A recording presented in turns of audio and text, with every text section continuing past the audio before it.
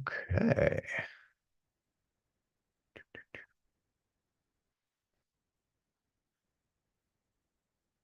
Hey, everybody, and welcome to InfernoCast episode 067. I am Fox, host of this podcast and of YouTube's Inferno Fox Gaming channel, where we've got content regarding RPGs, Nintendo, retro gaming, and more.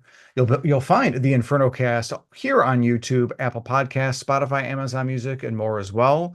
And we have a really special show tonight. We're going to have a lot of fun because our special guest tonight is Jay from the YouTube channel Cold Nights Gaming. Now, I absolutely recommend his channel, not only for some incisive videos about the value of games and like collecting in general, he also live streams a number of fantastic video games and JRPGs. In fact, if you're tuning in now and you're watching slash listening live, he's going to be live streaming right after this podcast. So make sure you check that out on his channel, Cold Nights Gaming.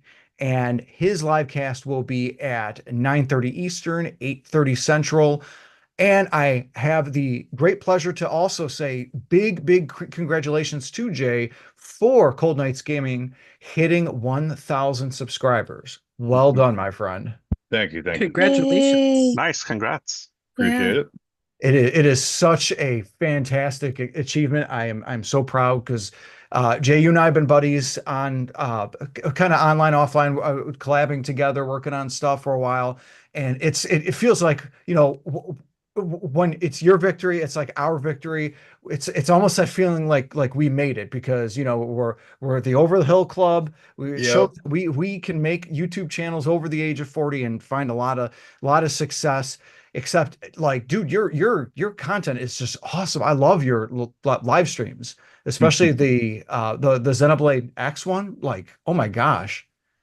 Yeah, I'm definitely looking forward to doing that again in the spring with a definitive. And we're gonna do all the end game stuff then too, so it's gonna be lovely. Oh my gosh, that's going to be a ton of fun. So yeah, you definitely make sure you check out Jay's channel, Cold Nights Gaming at YouTube. Also joining us tonight is Stormrosesky of the Twitch and YouTube channels Stormrosesky. Storm, thank you so much for joining us. Thank you for having me. It's a pleasure to be here this Tuesday. And also we have Hillbilly Hardicus. He's a good friend and good friend of the cast here. Hardicus, thanks for joining as well. Hello, and thanks for having me. And last but not least, we have Jamie Owls 87, my partner and partner in crime. Jamie Owls, thank you so much for joining us. Thank you for having me. So, and a couple of little notes. Jason the 13th is out sick today. He has the YouTube channel Jason the 13th. Astrimedes, developer and co-owner of Second Place Games, is also out. He is in workplace hell. So we are thinking about him while he is residing in hell. And last but not least, Simbu Darkfang. He is the host of live streaming video games gameplay on the Scurry Face channel on Twitch, where he live broadcasts WWE 2K24 Sunday evenings at 7 p.m. Central. So make sure to check that out as well. Simbu couldn't make it tonight either, but our cast and crew are here in spirit.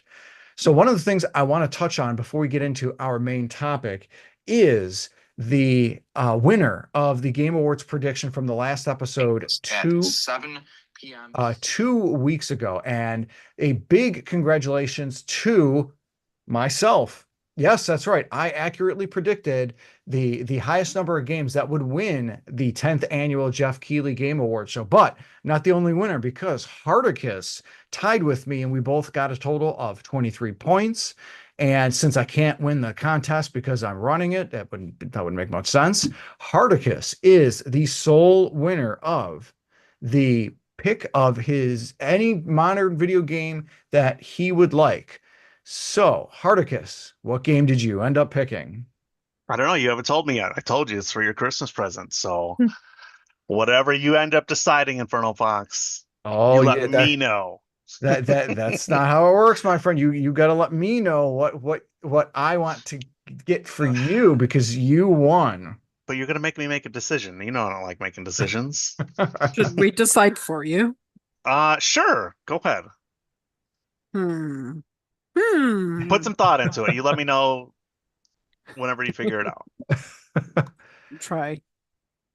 And for those curious, with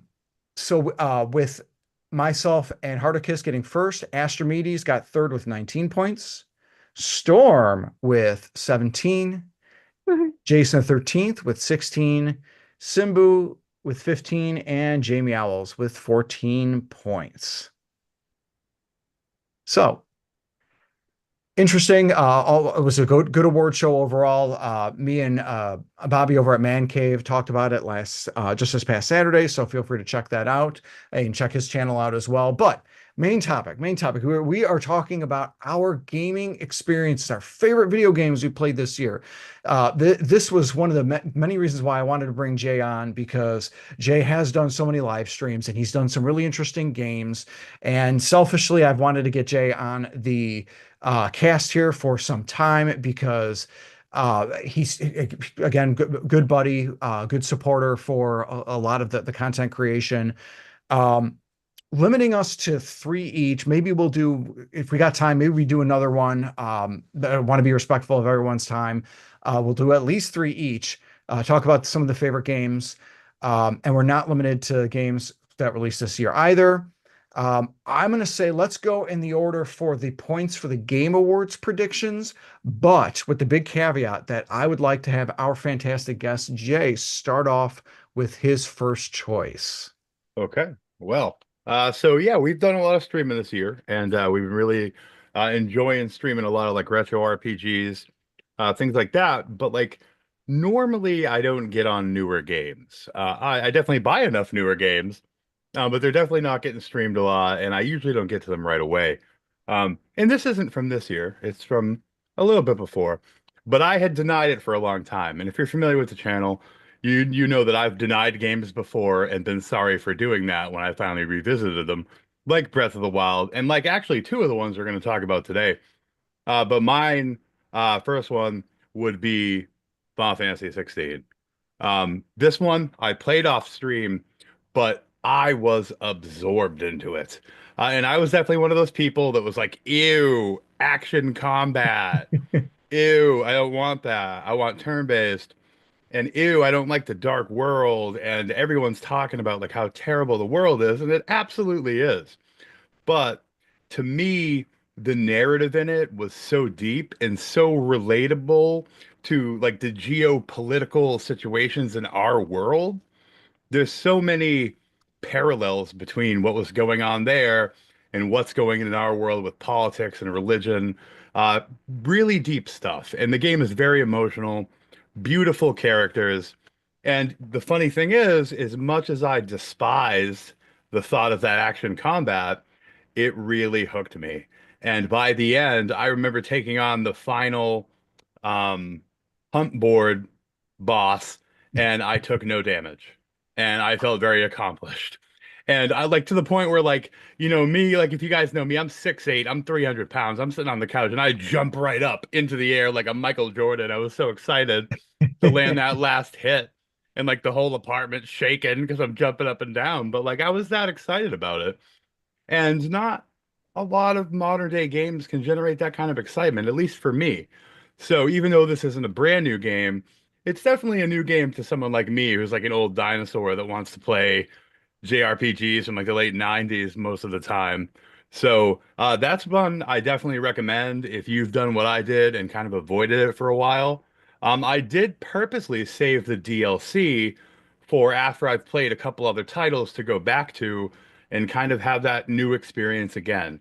So I do look forward to going back and smoking Leviathan and, learning some more about the characters. So definitely one that I totally enjoyed. Nice. Yeah, that's it.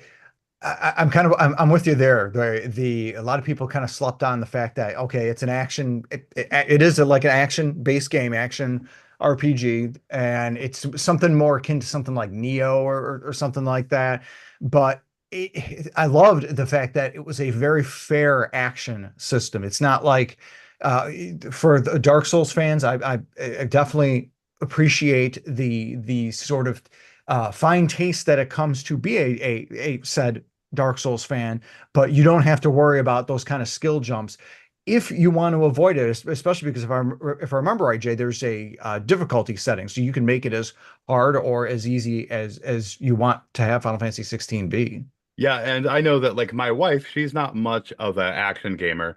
She used also the rings in the game that can give you perfect timing and can help you with some of the basic things that you do when you're having your combat. So that's almost like a accessibility feature for people who maybe struggle with that type of game or maybe have limitations that would stop them from enjoying it. So what I really liked about it is you could get into the combat and feel like you're an expert like I did, or you could kind of breeze through it and just enjoy the game for the incredible story that it has and not have to worry about that. So it's very open for everyone to experience. Definitely.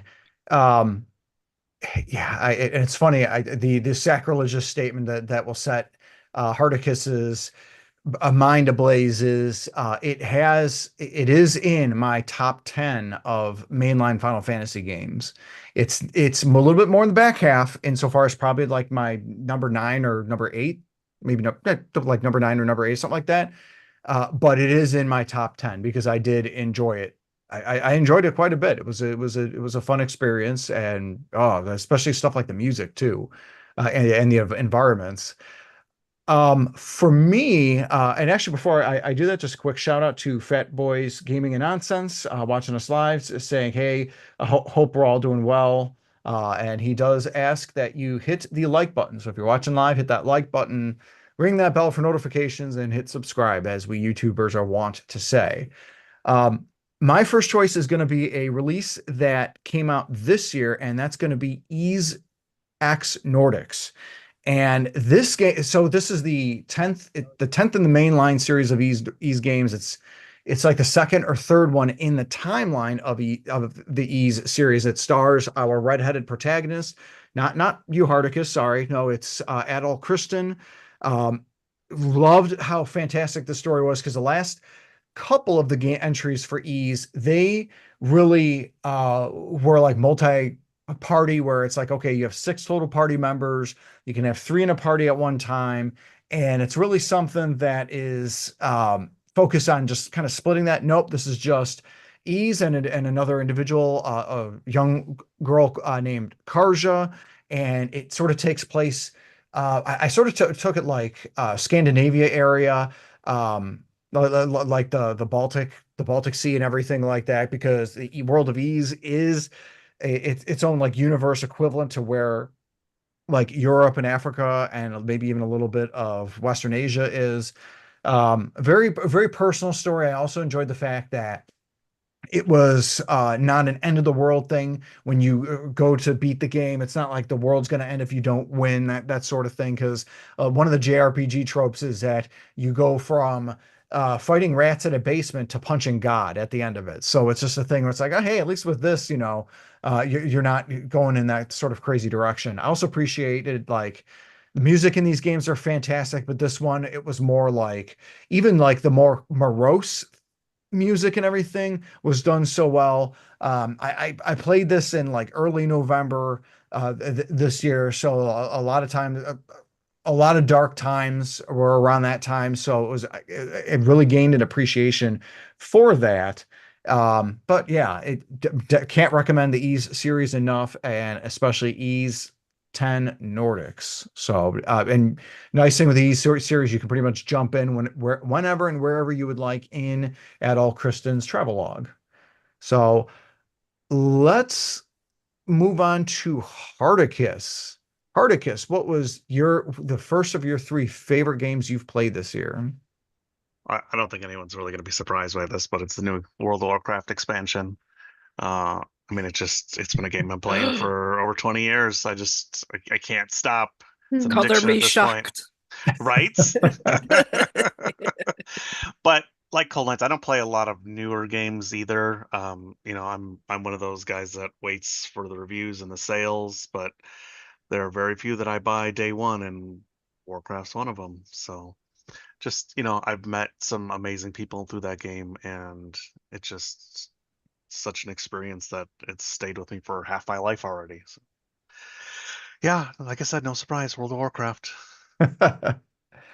Yep. Color me not surprised, but hey, at least you're still enjoying the game after 20 Oh plus yeah. years. Yeah, I mean that's like whenever someone says, "Oh, what's your favorite game?" I mean, Fox, you know me, it's always been, "Oh, yeah, Final Fantasy VI." But I'm like, I realized not too long ago, it's like I've been playing this game for 20 years. Like no, like I don't even finish a lot of games.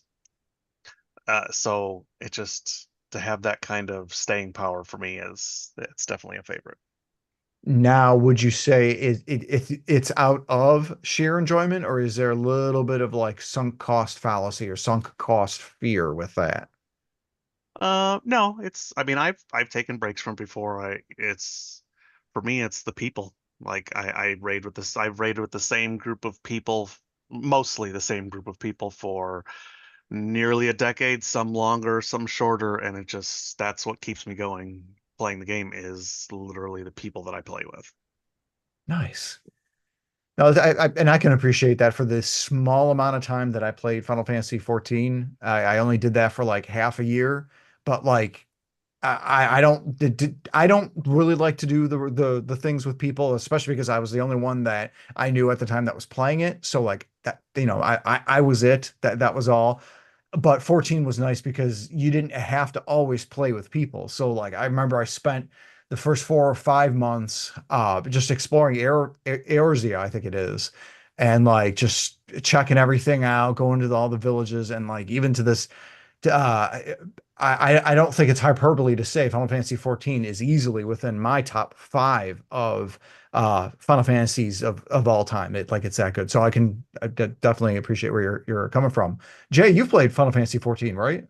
I did. I started way back, not the first run when they ended the world and restarted the game, but I played with my wife for probably 5 years, and then I went away for a bit, oddly, because I felt the community was the opposite of the experiences that he's having that are good. I didn't like the community, honestly. I thought they were kind of toxic with their like min-maxing and like a lot of the at the time what was end game content. But there's been some changes made to the game recently that let you do most of the content with a trust party of characters from the game. So you can literally take like Horchafont or Alice with you instead of real people to a lot of the dungeons. Not like the extremes, but a lot of the story stuff can be done literally single player. And they level up just like you do, and they gain new skills by playing with you more. That's That cool. World of Warcraft recently did something with that with the new expansion, doing adding like follower dungeons where you can have a completely AI party to do like the lowest level of the dungeons, just so you can experience the story and get any kind of quests done. So it's expanded a lot from the past where you like absolutely need a ton of people to play. Obviously for things like raids and high level dungeons, you're still gonna need that, but yeah, they've made it a lot more like solo friendly and alt friendly and things like that. Nice. nice. Yeah, hey, definitely is worth the time. So if you guys listening, you like the MMORPGs, Jay and I would recommend Final Fantasy 14 and Harder with World of Warcraft. Still good games, still great games after being out for a while. Um, Storm. What is your first favorite game that you've played this year? No, I had to think about it because so much has happened at the from the beginning of the year till now, like moving and whatnot. I did finish Ragnarok, God of War Ragnarok, in early January 2024 of this year. So that is my first pick. I absolutely just adore God of War and God of War Ragnarok. So, not I've talked about them before, so not a whole lot new stuff to add. I've not quite completed Valhalla yet. I need to go do that, but yeah, Ragnarok. I finished it within that first week of January because of winter break. So it just it's just such an awesome story to me and gameplay and whatnot. I dig the mythology and all of that, and I do like my Kratos. So yeah, that's all I got for right now. This is where Simbu goes, boy. Uh-huh. Uh, yeah, it definitely a great series. That's why it is so well loved. And I think the Sony Santa Monica Studios supposedly is working on something God of War related. Maybe it's as banal as the OG God of Wars 1 through 3 remake or remaster or series of ports coming. Maybe it is its own wholly new God of War game that supposedly will star Atreus. Don't know. We'll have to see, but there is something brewing at Santa Monica Studios. That would be good. It's yeah. Uh, I don't want like I know spoilers, but the game's been out for a little bit, so anyone listening, I'm sorry. But being part of our Atreus during Ragnarok, he annoyed me so much during God of War, and then having to control the little butthead. It was not a still not a fan. Still not a fan of his, but it is what it is. He helps sell the story and whatnot, so I'll take what I can get out of it, I suppose. It's funny. Buttheads aside, Jamie Owls, what Hey. is Hmm. Nice segue. Hey, Way to treat the Jamie Owls. that's why I said buttheads aside. You're They're the they're being pushed butthead, to butthead. they're being pushed to the side. Jamie Owls, how about you? What was your first favorite video game that you played in 2024?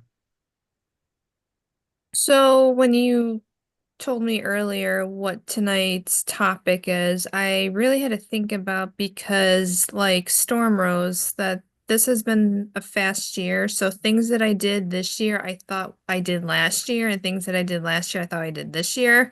So I don't really have a concept of time. But then I remembered, and I'm gonna include it as my first choice and lump it all together, and it would be the Tomb Raider remasters would be my choice. That game, the remaster came out on February 14th, which is Lara Croft's birthday, and I had a lot of fun playing those games again. It's been a very long time, and it was really good to sit back and play the classic, and I look forward to the second trio, which is the 4, 5, and 6 that comes out again next year on the same date. So that would probably be my choice, and it was like one of the most exciting games that I was able to play the start of the new year. Nice. Yeah, I remember you jumping into those 3 games. Yeah, And I played them straight through. it's not like you're excited for 4 through 6 at all, right? You're not very excited coming out on Valentine's Day next year. Oh, I'm excited. I'm already planning taking the time off from work to play it. Yeah, and we of course pre-ordered one of the collector's edition of Tomb Raiders 1 through 3 remasters from Limited Run Games. So we'll probably get that, I think March of 2029. So yeah, gonna be a little bit, but eventually Limited Run will grace our home with Tomb Raiders remaster collections presents. Oh, good games. Hey, Jay, how about you? What is your number 2 favorite game from 2024? All right. So my number two pick probably would be something we've been streaming recently. So I've kind of had like a little revival of my interest in the Tales of games. And I recently had been thinking to myself, we were streaming Berseria, and I was like, I have not played Tales of Fantasia. I have not experienced the beginning of such a legendary series. So even though it is notoriously known as the poorest port, I got my hands on the GBA port of Tales of Fantasia, and we streamed that for a couple streams through the Retron 5 and the handy cart spot in the front of the system, and had a great time with it. I love the characters. The combat's clunky and there's a lot of slowdown, and that's more of a limitation of that port. If you want to experience the vanilla game in all its glory, you really need to get the full voice acted edition on PS1. that was released in North America. But it got me into another rabbit hole, and that was some of the spin-offs of the Tales series that were released in Japan that didn't come over here. And my game that I would pick for number two is Tales of Fantasia Narakiri X Dungeon. And this is on PSP. We were actually streaming this one last night. And yes, it's in Japanese. And I lucked out, right? One of the people that came into the stream was fluent in Japanese. And he had learned Japanese in the 90s to play JRPGs. So he was kind of helping us out with some of the translations of some of the interpersonal scenes they have and some of the story stuff. But to experience the combat with those characters and the new characters in this edition of the game was really special because the combat is like perfected in this and it seems so smooth and fast.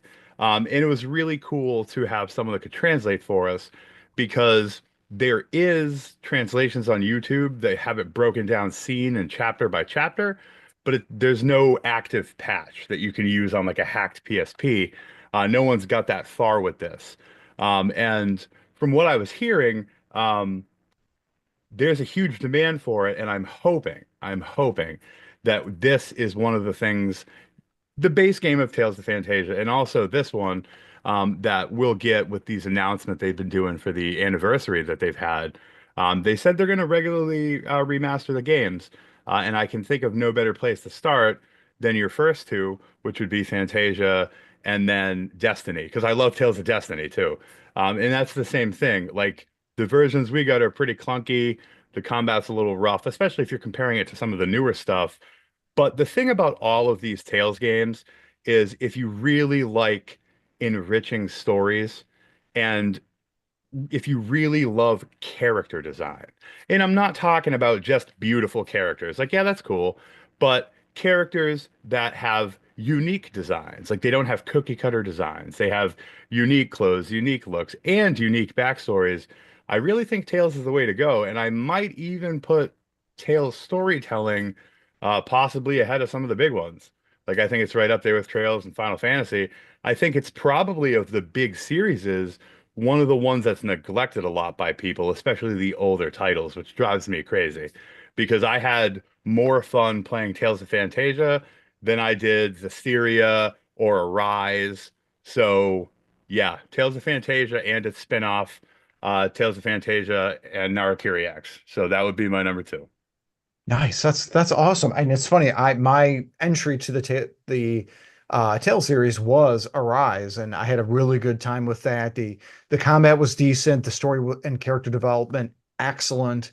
So you really have that as well as that whole classic look at everything with a lot of the older of the Tales series games. Man, that's awesome. I have to check out Tales of Fantasia. That's one series because I've been good with Ys, Trails, Final Fantasy, Dragon Quest. I need to get more into Tales. And you know what was really special? Last night during our stream, I actually had someone come in and they were a huge Tales fan. They were like, I have never heard of the game you're streaming. And I was like, Really? that's why we do this, right? This is a Japanese only game. It's super niche. I was glad to be able to share that experience with someone that's never even heard of it. And like that to me is really special because now, of course they can watch me, but hopefully they'll go and check out for themselves and they'll check out some of the other stuff like the Radiant Mythology Tales of the World, which is what we're streaming later tonight. A lot of people know that's a crossover from like the first four Tales games with characters from each one of them. 2 or 3 years ago, I didn't know that existed until I picked it up in a game store. So it's really cool how deep the Tales series goes, and a lot of people aren't aware of it. Yeah, and there really should be. If you like JRPGs, especially more actiony ones, definitely make sure you check out the Tales series. Well, what a special experience too, Jay, have not only introducing an individual to the Tales series, but also having somebody right there to help translate. Like that's so fun. Yeah, that was invaluable. I was afraid that I was gonna have to like make jokes and like make up lines that they were doing. And I was like, oh, I hope I don't offend people, like blah blah blah. And then some dude shows up, he's like, oh, you want to know what they said? I'm like, how do you know? And he's like, oh, I'm pretty fluent. And I was like, yes. God, that's awesome. Very cool. And also, quick heads up, we have Rush Dog in the chat. So saying hello to everybody. So hello to Rush Dog. Appreciate you joining us with Fat Boys Gaming and Nonsense, as well as the others. Really happy to see everyone here. For my second choice, I am going with Persona 3 Reload as my choice number two. I liked I really enjoyed my time with Persona 5 and Persona 5 Royal. I 100%ed both of those when five probably about half a year after Joker was revealed on Smash. And then Royal right when that came out. So one of the cool things with Persona 3 Reload is it sort of takes some of the streamlined stuff that um Persona 5 was really known for and applied that to Persona 3 and sort of kept that speed of everything going too. And with the Persona series, you get sort of like a somewhat dark storyline, not as dark as Shin Megami Tensei, which of course Persona is kind of a spin-off or offshoot series from Shin Megami Tensei.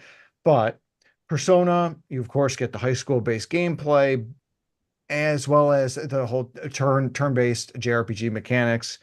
uh Really the dark undertones, this was I don't know why I was surprised, but this really ended up being like quite a dark game, especially that ending. I'm not going to spoil anything. It was a good ending, very suitable for the game, but still, I mean, there's a reason why the color motif for this game is blue. um, Nonetheless, music absolutely fantastic. Love the character development. Has that whole anime aesthetic.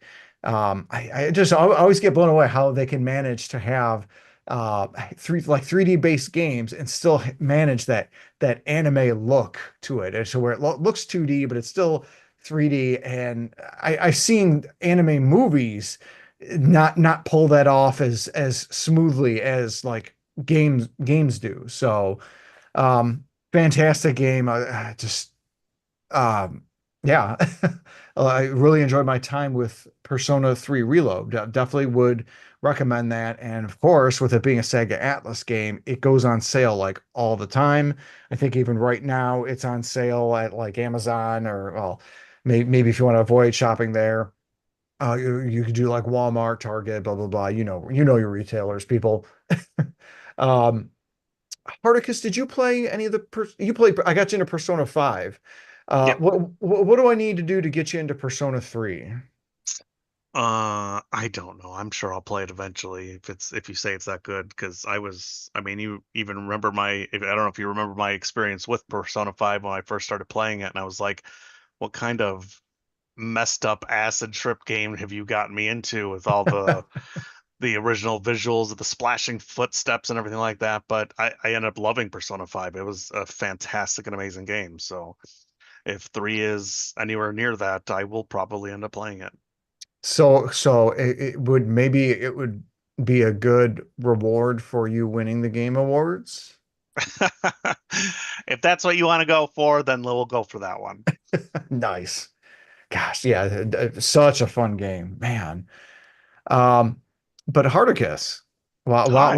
while I'm bugging you, what is your actually before I get to you, Rush Dog does say that Persona 3 Reload is at a deep discount at VGP. That's VGP.ca at the moment. VGP has killer sales on physical copies of games. They ship from Canada, and if you get over $50 Canadian, they ship stuff for free. I get Jamie Owls will tell you I spend a little bit more money than I should from them. But I want to try and get as much physical now while I can before things get too expensive. But yeah, Mhm. VGP can't recommend them enough. Um, sorry, Hardicus, your second game. I'm still playing it, but I would say it would be Sea of Stars. You guys have all recommended that one to me, and finally got around to playing it, and it's excellent so far. It really scratches that Yay. old school Super Nintendo, pixel graphics itch, the turn-based combat. I have noticed that I am getting old when it comes to trying to time the buttons presses for defense and offense, but otherwise, yeah, it's an excellent game so far. The graphics are lovely, the colors are nice, the whole night and moon cycle kind of thing is an interesting aspect. Characters are fun. Like I'm enjoying it quite a bit. I'm guessing I'm probably about halfway to three-fourths of the way through, somewhere in that area. Nice. Have you actually run into the actual Sea of Stars yet? But no, so Oh, you're not even halfway. oh, okay. I was thinking it was like a 40-hour-ish game, I think, but I think I'm 18. I don't know. I'll have to look at it, but I can't remember the exact last story point, but I've got the boat and I'm running around on that, just kind of Nice. exploring. Yeah, it's definitely a long game, but if you like those long, Oh uh, yeah. Chrono Trigger-ish, Super Mario RPG-ish type games, a, a lot of people now that the game has been released for over a year. A lot of people I feel like are like, maybe this isn't as good as I remember. Maybe this isn't as good, but like I'm still remembering my time with Sea of Stars. Besides Moonerang being like almost every other attack, like it was a great time, great music, fun characters. Um, So I don't what actually use Moonring a lot because I just, like I said, I'm getting old. That timing of doing, trying to bounce it back and forth. I think that's the one where you're bouncing the boomerang thing around. Yep. Yeah, yeah, it gets like one or two hits. Every once in a while, I'll get it to go really good chain, but otherwise, yeah, I'm just that hand-eye coordination is going downhill. Yeah, and I think that's going to be a topic either for a future InfernoCast episode or maybe a video of mine, like aging with video games. Are you planning on playing video games? Are you saving certain video games for when you do get older and your reflexes start going? Because that's going to be a whole thing, being an older gamer. But that Oh might yeah. be that might be for another InfernoCast, for another time, for another video. In the meantime, Storm, what is your second video game? I have a tie for second place, and they're vastly different from one another and on different systems. But um, the first one is Princess Peach's Showtime, which I finished with, which was just absolutely adorable. It's a fun little game to run through. It took no time at all, which is just right up my alley. I like being, I don't want to say I like being easy. No, I like the things easy. So if I'm not super frustrated with it, yeah, it's a great time. And whatever, to see Peach doing her own adventure and getting in and out of things without the help of either Mario or Luigi is awesome.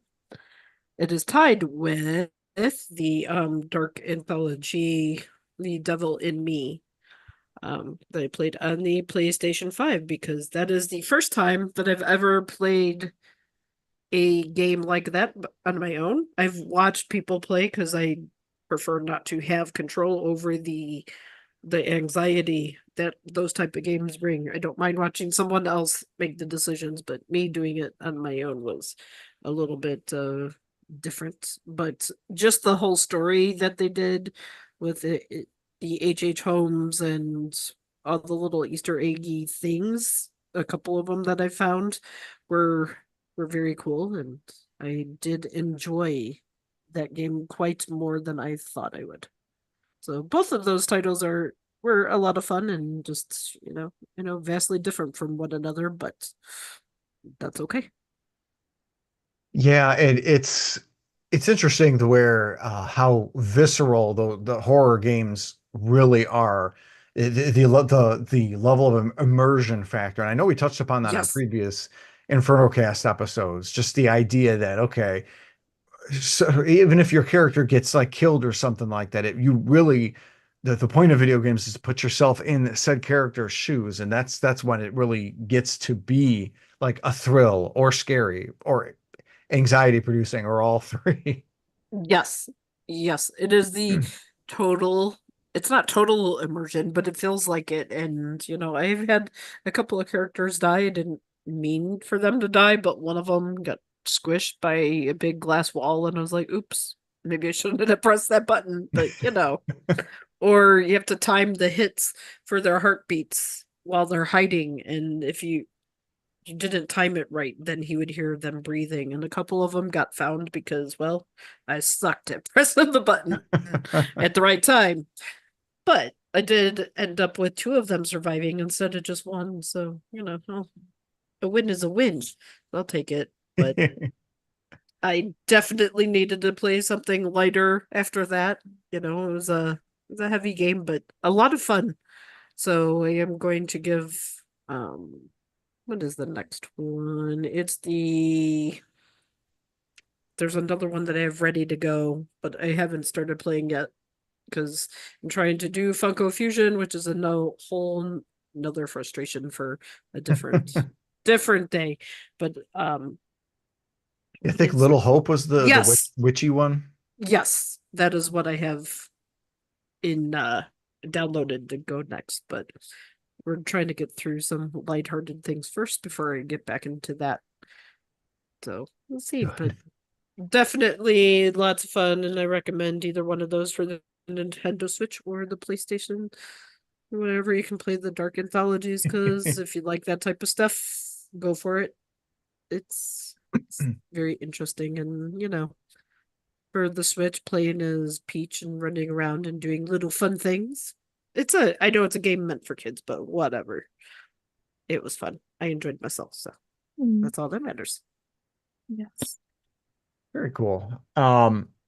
Touching on what we were talking about with Hardicus about the aging, Rush Dog was saying that we are the first generation to age with video games, so he wonders if developers will take that into consideration. I kind of feel like they have, especially with the growing genres of like, why am I saying growing? They've been big for a while, like visual novel games and everything, like Jack Jean, even Emio the Smiling Man, because that was a thing with the Famicom Detective Club back 35 years ago, 35 years ago. And just the whole visual novel as a thing. I mean, think of Radical Dreamers, the Chrono Trigger sequel that released for the Super Famicom, I think in 96 or 7. So visual novels are a great way to do it. I've got like 3 or 4 Switch games for that reason, like to play just in case like I decide to age 30 years in a day, or maybe I break my arm or something. Well, I can at least plug that in. Well, thank you. Huge thanks to Jay for talking in the chat. He does bring up a good point about a lot of folks not realizing how much they've changed in how much has changed with both Persona 3 FES and Reload as far as like quality of life stuff. The original didn't even let you control your party directly, and that's crazy because it's like the original did come out on the PS2, I think in like '03 or '04 or something like that, and they you not controlling party members was something in RPG turn-based RPGs back in like Dragon Quest 2, 3, and 4. So like you would think, 10, God, it was only 10 years after that, but 10, 15 years after those, that they'd have that, but no. So I am thankful that we have those kind of controls. And Rush Dog also mentioned get physical stuff now. Well, I added that, but he said Canadian dollars crashing, so it's a good time to buy stuff. US customers from VGP. So what do you think, Jamie Owls? Is that my excuse to buy a couple more physical Switch games? I guess. All right, I've got the thumbs up, so I think I'm good with that. And speaking of thumbs up with Jamie Owls, it better segue this time. Jamie Owls, what is your second game? My excuse me, my second choice, I am going to pick Alone in the Dark. I Nice. remember for a good while there, I was looking forward to playing that game, and I know if memory serves me, I think that game was supposed to be released last year. So when I found out the news in 2022, I thought it was supposed to be released in the following year, but then they had to do a pushback, and I think it came out this year because I know you bought it for my birthday, and That was another game that I wanted to play and was looking forward to because I know it was a remake of a 92 version. I believe that was the year. And I never heard of it before. So when I played it, I played as the female character, which I forgot her name, and takes place in New Orleans, which is a definitely a place on my bucket list to visit because I like all the, spooky folklore and history there. Yeah, and I look forward to playing it again because I want to try playing as the detective this time and see how the story goes from there. Because I know there's different endings. Yeah, and that's the one with David Harbour playing as the male detective guy. Yeah, yeah. Nice. And speaking of which, you still need to replay RE4 as Claire. No, RE2 is Claire, and Yeah, which I played that game twice as Leon, but yes, I need to play it as Claire because that's also like a different ending as well. yeah, those are such good games too. Mm-hmm. Yeah. Going back to the top of our roster, Jay, what is your third game that is a favorite that you've played in 2024? All right. So this is probably my top pick. And you know what it's going to be. We had such a great time with it. And that is hands down Xenoblade Chronicles X. Yes. I'm so excited for the definitive edition. But it's so good, folks, that I would recommend even sinking the cost of buying a Wii U right now so you can experience it now and then experience it in all the remastered fancy glory that it's going to have in the spring. That was another game that I had denied. I liked Xenoblade Chronicles, the first one. I liked greatly Xenoblade Chronicles 3. I didn't play a lot of 2, but I kind of always denied Xenoblade Chronicles X because it seemed like it was out of place amongst the others. Not so much if you played the Xenogears games, um, but it seemed out of place. And I was concerned that I would have a problem with the technological aspects of it, with the huge dependence on the skells in later game. And for people who aren't accustomed, that's the name for their mechs in the game. And I actually found that to be one of the most fun and interesting things to spec out in the game. But the big thing about that game is the story and the characters are so deep, and there's huge twists going towards the end, which I will not reveal. Everyone needs to experience that. It's such a special, special thing. And again, it's one of those games that's always kind of been out of people's reach because the Wii U was not heavily adopted and a lot of people just don't have them and aren't willing to go pay 150 or 200 bucks to play one or two games that they couldn't play. Like when I think of 6 months ago, before that the definitive edition was announced, when you're talking about things you could only play on the Wii U, we're talking about like Devil's Third, we're talking about Xenoblade Chronicles X. Like there's not a ton of stuff that was really truly exclusive. Everything had either been released on other platforms or released by Nintendo on the Switch. But this one blew my mind. It's something I still think about like every day, thinking about the story, um, because of the way it ends. And again, I won't get into that, but it's there's something really beautiful about the struggle they go through. And it's not spoiling anything. Like you find out right in the beginning, like they have been basically puked into space as a last resort, and they have to struggle to keep humanity going. And that's a timeless struggle. And each character, and there's so many playable characters that can join your party, and even some of the non-playable characters have really deep stories. And you can breeze through the game, do the story missions. You don't really have to do a lot of grinding and you can probably beat it in 40 or 50 hours. But I did 100 hours and I didn't even do the end game stuff. I was so engrossed in the side stories, the affinity missions, the heart-to-heart conversations. They're just so huge. Every character has a personal story about what happened to humanity and how it affected them, how it affected their family. And the combat, though clunky as all hell at first, sinks in. When you get it, you get it. Just like the other Xenoblade games are exactly the same. At first, you're like, I don't like this. and then you're like, I get it, and I love this, and then you're hooked on it. And then the thing about this game is halfway through, you get access to the skills, and the combat changes again. And it's a whole nother thing to learn. It's similar, but it's also very different. And your stats are now dependent upon your mech and not your character. So you literally have two different battle modes. And I think it's just really a beautiful thing. And very rarely do I come across a game where I will have something like shake up my list of like top tens, whether it's favorite characters or favorite games. This shot up right to the top. It might be number three all time for JRPGs.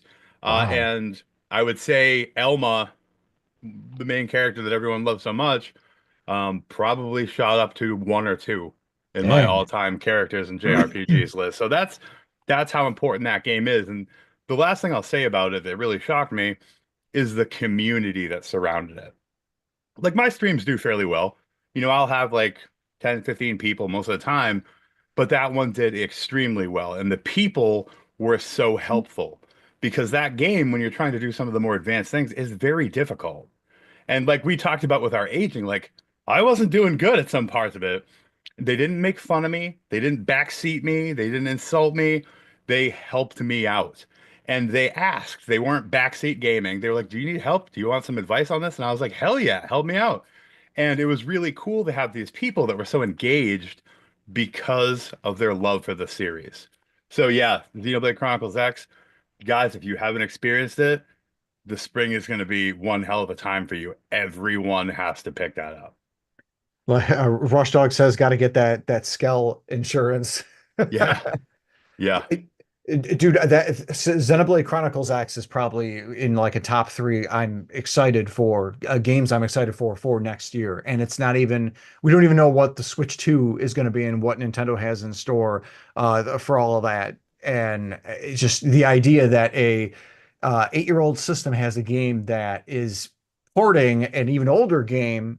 That's how great this series is. That's how exciting and fun this game is. And just man, I'm because I caught your rebroadcasts of your live streams. Like I would listen to them when I'm at work or something like that, like Tuesdays, Wednesdays, Thursdays. I'll be listening to you while I'm working on spreadsheets and stuff like that. But it's like, man, it's so good. And let me mention too, with that game, right? Playing it on the Wii U now, the multiplayer is dead.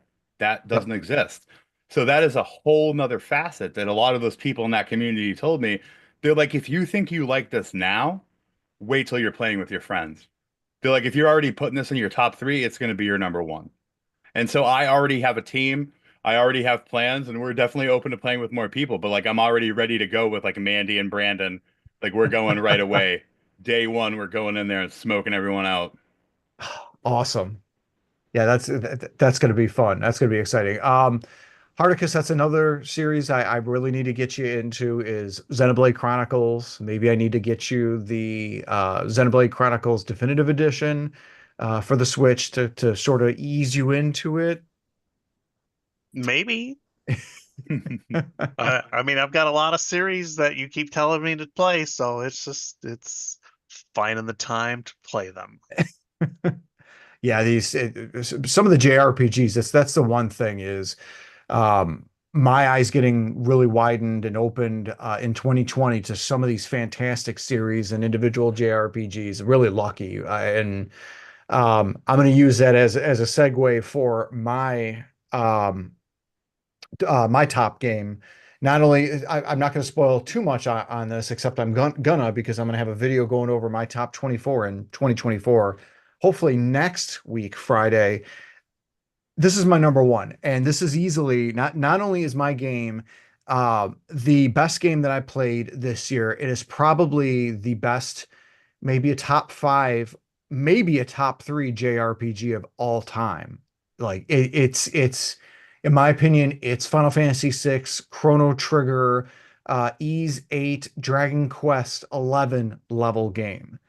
And that is going to be Trails in the Sky second chapter. Just everything with the Trails series It's like, hey, let's take all the best parts of a Final Fantasy game, give it a rocking soundtrack, give it a real personalized set of characters with, and this is earlier in the Trail series, so they're not like hypersexualized yet, and let's just give them real meaningful relationships that get built over a series of like games.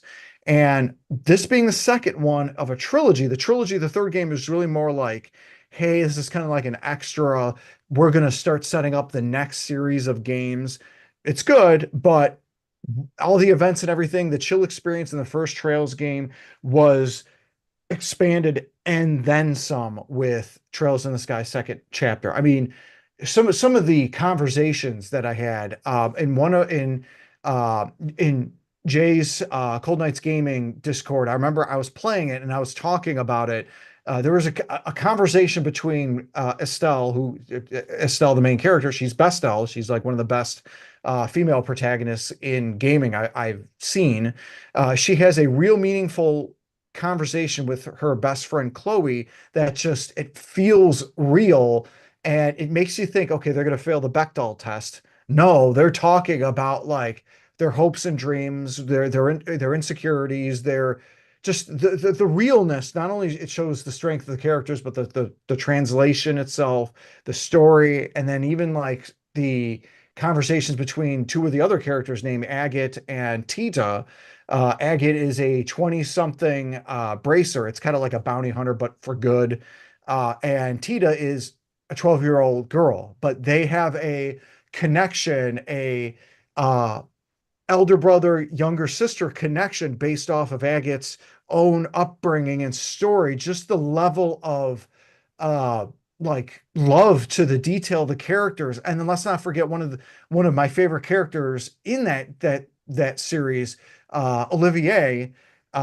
He is another fantastic, well done character that just they're not tied to very restrictive concepts of even stuff like dare I say even stuff like sexuality. Like they like who they like, they're going to want to be with who they want to be with, they're going to be playful and have fun, and that's not their whole part. It's just one of the many of the minutia of the deep. And that all I'm talking about is the characters. You got a battle system that is just absolutely phenomenal, with that's reminiscent like Final Fantasy X.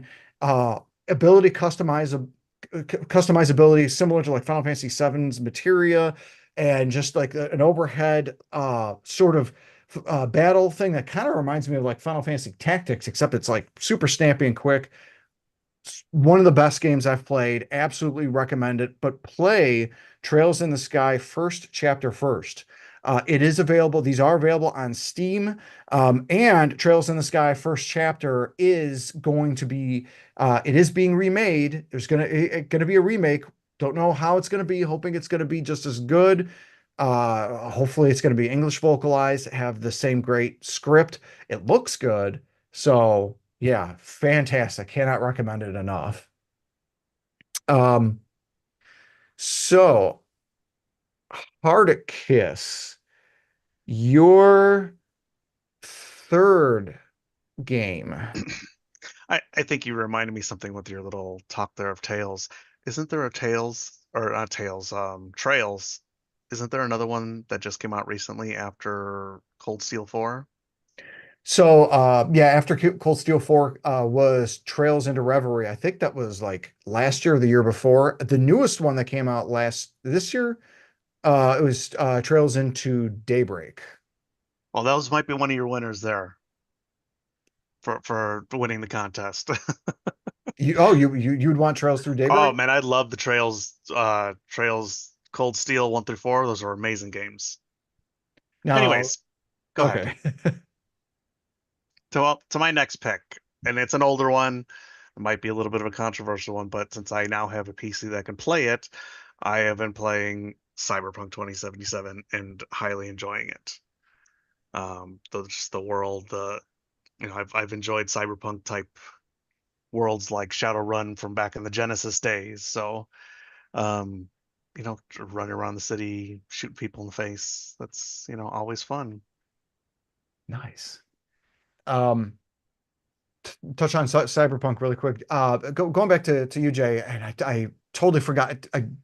I saw you, but like, what were your thoughts so far of, because you played through Trails in the Sky first chapter, and you did one playthrough of second chapter so far. What were your thoughts on these?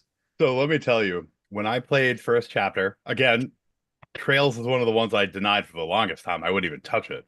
I owned most of them because of their collectability, but I wouldn't even touch it. But I played through that. That was the most viewership I've ever had. That community is the most dedicated out of all the ones I've seen, and they were beautiful. My favorite stream I've ever done was the last finale to that. I cried on stream. I did my best to do like a Hollywood style reading of their lines because this is before there was voiced lines. And I got so into it and like I'm crying and it was a beautiful thing. And I see that series, especially now that I've played some of the second chapter, I see it a lot like Suikoden, where if I was to rank my favorite RPG of all time, it's probably Suikoden, but it's because of what it started. Suikoden started such a beautiful series. Suikoden 2 improves on it in every way, but I still give that top spot to Suikoden because it started it and it put the groundwork down for it. And I think it's very much the same. And maybe that will change when I get to the end of second chapter. But I see second chapter as a beautiful thing, but I don't see how you can top the first one. It was such a beautiful experience. And it was another one, like if we had done a bonus pick, that would have been mine. It it shocked me. It was something I fully denied, and it became one of my favorites of all time. So yeah, you're definitely right on about one and two. Everyone needs to pick them up. Like, I could not believe how fantastic two was, because I remember I was talking with Rush Dog in your Discord a few months ago, and Rush Dog's like, "Oh, get ready to have a good chill time," and that's how I was expecting first chapter, and it really was up until the stinger ending, the fantastic ending, and Jay's not kidding, like it is an emotional thing, and I have no idea how, but second even blew that away. And that, and I know you love commissioning fan art.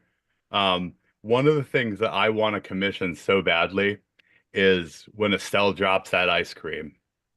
When she oh my, comes back after that like world-changing conversation that happens without spoilers. Like I can just imagine her teary-faced, ice cream on the ground. Like I want that on my wall. And I've searched high and low. No one's ever drawn it. I have to see it. the how the second game began to follow up with that was so that's how I knew I was in for a good time, because it was so real. Her feelings and how she behaved and where she went and what she did was so real for somebody dealing with something like that. The ice cream falling from the cone literally was like, this is that's the lead into that. That's that I'm not gonna it's Like all the breaking point. It was so beautiful. And again, it's so real. You went from an innocent girl that's dealing with like a crush and her like, teenage feelings that we all dealt with to like a earth-shattering revelation. And again, we won't get into it, but like it's such an incredible thing and it felt so real. and I think that's why I enjoyed the second game so much, because it's one thing to have the feelings and to react to something. It's another to use those feelings to decide what you're going to do with them. And it's what she decides to do with her feelings that makes the one of the many things that makes the second so great, and why Estelle is Bestel. And quickly with Hardicus, I wouldn't feel bad for Cyberpunk 2077. I almost bought the Cyberpunk 2077 Complete Edition. That's with the DLC and everything on disc when Best Buy had it for $20. And I'm like, maybe I'll wait. I should have, because it's back up to like 40 now. But yeah, if Simbu was here, he would be right with you and saying how, oh, it was rough at first, but it's good now. Johnny Fingerhand or Johnny Silverhand is great. Movie stars and games are awesome. And yeah, Oh yeah, it's a load of fun, and I like I said, my PC was the biggest issue back when it first came out. It's been just sitting in my Steam library for a couple of years, just chilling. I'm like, I'll play you someday. I'll play you someday. Oh, too And funny. also, uh, Suikoden, fantastic and amazing games. If you guys Yes. have not played those, 1 and 2 especially, are just amazing. Yeah, I have committed the sin of not playing Suikoden 1, 2, 3, 4, 5, none of them. I am waiting with bated breath to get the remasters. That is the appropriate reaction, Jay. Um, I slept hard on the PS1. I'm not gonna lie. I slept hard And the on one Genesis. and the Genesis, yes. But that Shining is Force 1 and 2, you should be playing those too. I have okay, since I started playing Genesis games, I have played Shining Force 2. I think the one that's on the NSO. I am waiting for Suikoden to 1 and 2 to come to that remaster. I've heard March now. Yeah, it keeps getting pushed back from what Yeah. I read. Mhm. So I'm hoping it's still going to be a thing and still it's going to be good. But yeah, that's and if that bombs, then there's always Shmemulation on my Steam Deck. Sure. But yes, Or you can just borrow my PlayStation copies. I could. You did try to sell me your copies. I might still buy them from you. I have some Tales games too if you want them. I Just saying. I might snag those. I might. Jamie's just sitting over there, just rolling Mhm. her eyes. Yes, that's what exactly I'm doing. There is room for me to put some classic PS1 games. There's room. Um, Storm. Well, how about you? What is your, I guess, fourth game since you had a tie for second? What is your favorite game? The favorite game that you played in 2024? And I'm just going to say Jamie Owls for every game he gets, that's another 2 books that you get to get. So 3 books. 3. There you go. That See? sounds Three like a Make good it books. deal. Helping 5. you out. There you go. Anyway, my favorite is the Hogwarts Legacy. Nice. What a fantastic, fun game. You know, trying to not use Lumos in every other game that you play after that is a little fun, but getting to go through the areas and travel the castle, and there's just so much more to explore. I finished the main story part of the game, and there are still other quests that I have to do that I've not done yet, but it just what a fun game.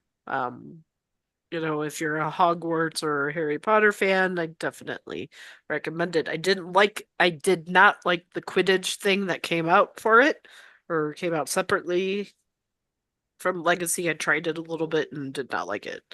So but Hogwarts Legacy, I got it on sale last year for Christmas, and it took a little bit for me to finally get to play it because I had to get through Mortal Kombat 1 first, and of the games that I played this year, that one it kicked my butt, but I'm happy that I passed it. It's just not my favorite because it was so easy should be easy.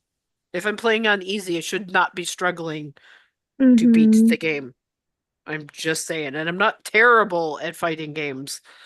I did okay with the Mortal Kombat 11 and whatnot. I mean, I did liked it so much I played it on the Switch and on the PlayStation and beat that game just fine, but Mortal Kombat 1 was just, easy should be easy. It shouldn't be easy kinda.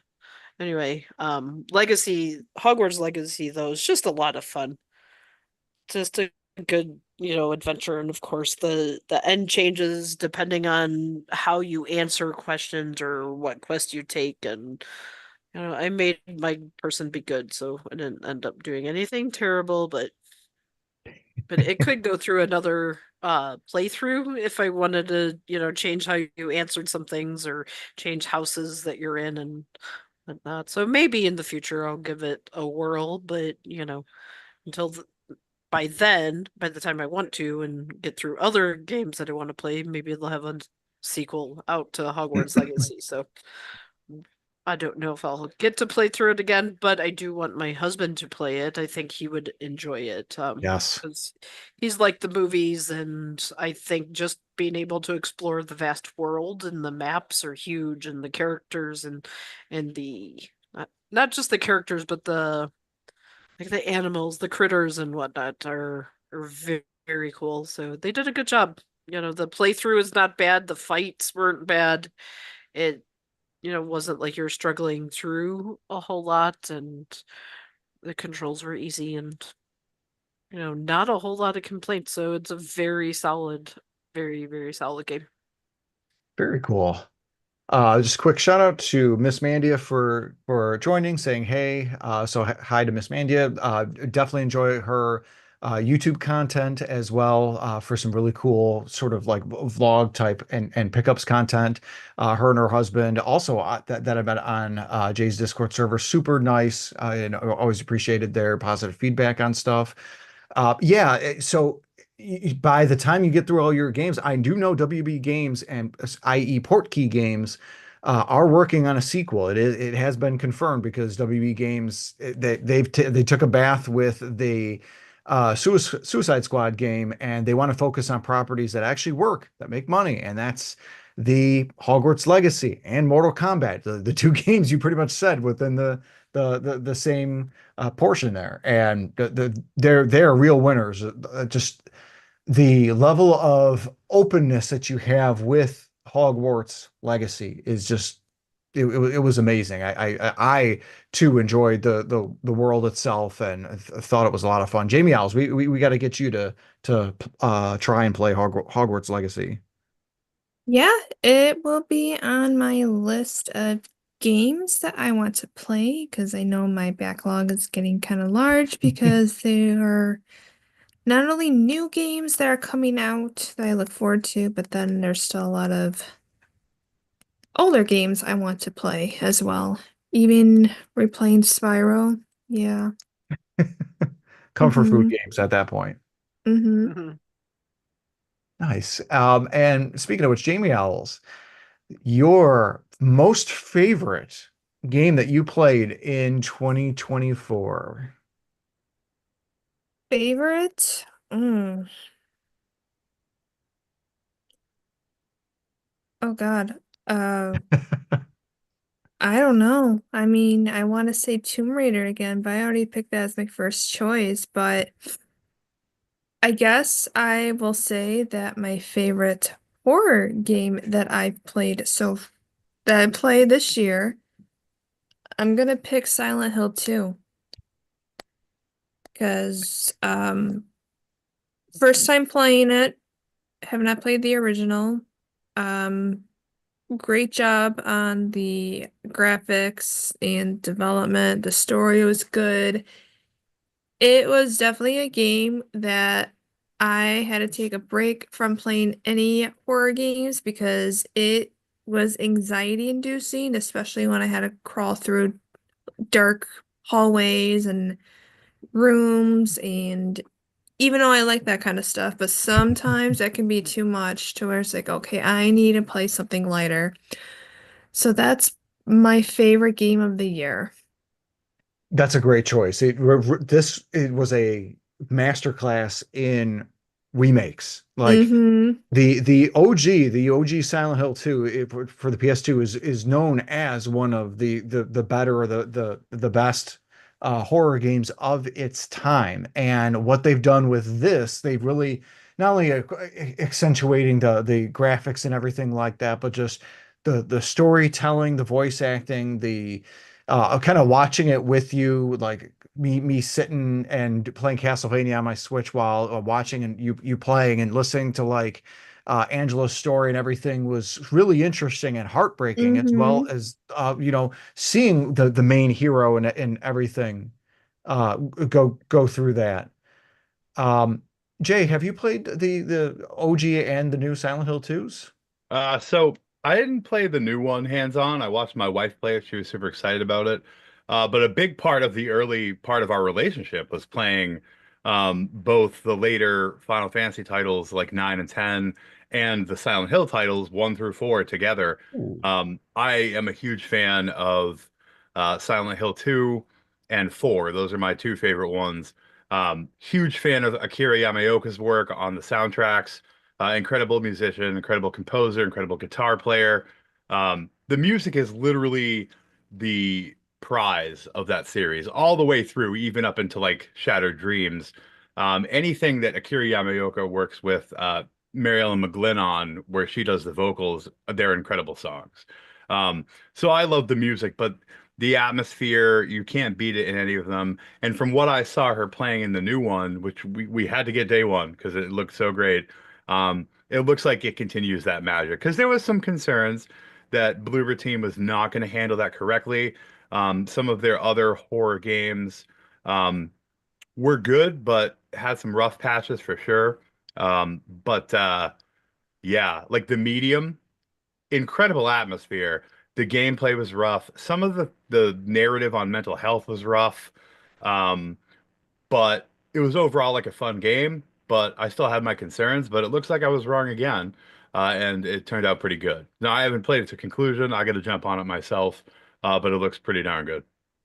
Yeah, Jamie Ellis, you played the medium too, right? Medium 2? No, it's just called the medium. Oh, the medium. Yes. Yeah, I did. I think a couple years ago, but unfortunately I couldn't get into it. I tried. So it's interesting that it was made by the same team that did this Silent Hill 2 remake, and it really does seem like there was a lot of lessons that they've learned and successfully applied that to make such a fantastic game. Yes. So yeah, that is our favorite games. Do you guys want to mention any additional games before we sign off, call it a day? Yeah, I got one. Yeah, hit us, Jay.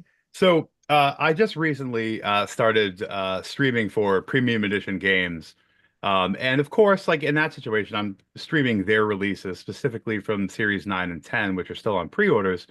But there was one game that really, really got me. And if you love survival horror, it's called Elisa.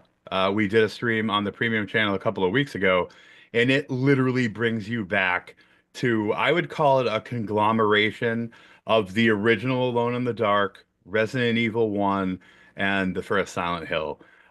You're basically a female police officer in what looks like a Western European area, and you're called to check out some stuff, and you get attacked by these giant dolls, and you wake up in this guy's house, and you are now dressed as a doll, and you are being attacked by all these dolls and automatons. And the game has such a creepy atmosphere. Forget how creepy it is to be captured and then waking up and realizing that someone has taken off your clothes and put other clothes on you. Ugh. But then the gameplay is tough. And that kind of like when I was streaming that, right? Like that's work now. I work for them. And I'm like, damn, I'm making a fool of myself. This is so hard. It's because I'm an old man. I'm like repeatedly saying that on stream. But it's definitely something you guys should check out. So if you don't know Premium does physicals of these celebrated like digital indie games. So even if you're not interested in waiting for the pre-order and the physical, which I think you should, it's a pretty nice package that's available. But you can grab that game digitally and support the developer as well, basically on any platform, and it's really, really amazing. Nice. Yeah, I'd seen some of your social media presence regarding Elisa. It's definitely one to check out if you're interested in like the horror type games. Again, brief shout out to Phil One Up Collects joining in saying hey to Jay. There's his buddy. Phil does have some fun and humorous videos and content here on YouTube, so make sure that you check out his channel. It is a lot of fun. Yeah, I guess if for me, if I have a bonus one, I'd probably say maybe oh yeah, duh. A good bonus one is the Paper Mario Thousand Year Door. First time playing it was the remake on the Switch, which makes no freaking sense. because I played Paper Mario 64. Like that was a comfort food game for so many years, but never played the GameCube one. I'm telling you, the aughts was a lost time for me. I was more focused on multiplayer gaming and everything. Phil does mention that there is a demo of Elisa available on Steam, so make sure that you check that out if you're interested. You are interested, so check that out. Yeah, Paper Mario, such a fantastic game, and I'm trying to get Storm and Jamie Owls to play Thousand Year Door. So hopefully, yeah, y'all ladies will get into that. Jamie Owls, I have the physical, so when you're ready, you're good there. Storm, maybe that'll be a birthday gift or something. There we go. That would work. So, any other bonus games or anything that you guys wanna hit up? Hardicus, Jamie Owls? No, I don't. I mean, I'm playing Wasteland 3. That's a really, it's kind of an older one too, but I'm having a lot of fun. I love those kind of XCOM type games too. Nice. And yeah, so it's what an amazing year for games. Simbu would probably say, I don't know what I don't think Simbu would say Star Wars Outlaws. He would say, now you would think I would pick Star Wars Outlaws. Pause for dramatic effect, probably 3 or 4 seconds. But I'm going to say my game was, and then maybe he would say Helldivers 2 or something like that, which was an excellent multiplayer game. One of the things I definitely got to credit Simbu with is him having a wide depth of a series of games that he's willing to play and will play. So I'm hoping he'll listen to this to be able to pick up some good ideas for games like Elisa to play. Jason would probably say he maybe Echoes of Wisdom or Tears of the Kingdom, and Astrimedes. I almost should have asked him ahead of time his picks, because he really goes into the depths of the Steam indie world to come up with some really great picks. So maybe if he joins us for our next podcast, I might even ask him in a preliminary way. So, but yeah, so that's our fantastic set of games. Huge shout out to Jay of Cold Knights Gaming joining us tonight for this fantastic series. Again, congratulations on cracking 1,000 subscribers. Make sure you become 1,001, 1,002, 1,003, and subscribe to his channel. Again, fantastic content and live streams. He's a buddy of mine, especially at work when I am fighting those spreadsheets. I like listening to him or having him on this second display while I'm working on the one when I'm in the office. Parting shots. Any parting shots? Storm. I got nothing. I'm tired. I'm sorry. 2 hours of sleep and worked with the kids at school today. I'm just no. Oh, I don't blame you. You had me at 2 hours. Yeah, it was a rough night. Insomnia is a dick. So that's all I got. Insomnia is a dick. And yeah, so I got nothing other than Funko Fusion. Man, that stupid game. I'm sorry if you're gonna make me die, at least have a save point that I can come back to instead of having to start the round all over again. I did finally beat Skeletor's stupid tank driving ass, but it took a little bit. And now that I know that is how that game is, I will play it because I love Funkos, but man, the game could have been better. Not a fan of the saves, no saves and dying, No. starting all over again. It's a waste of time. And too much of that just makes me not want to play. So I'm glad I only got it for $32 and didn't spend any more on it. Yeah, that's one of those where you just, okay, if it's on sale, maybe I'll spend the bucks. Otherwise. Yep. Save your money. There are other better games out there that don't drive you as crazy. But alrighty, and again, huge thank you to our fantastic audience. This is probably this is what our second live stream that we've done. Any thoughts or anything with how we've ran things? Make sure to let us know in the comments section of the YouTube video, because I like to have not only have dialogue with our fantastic cast and crew and wonderful guests like Jay, but I can also involve our fantastic chat as well. So again, super thanks to everybody, and we hope that you have a great day.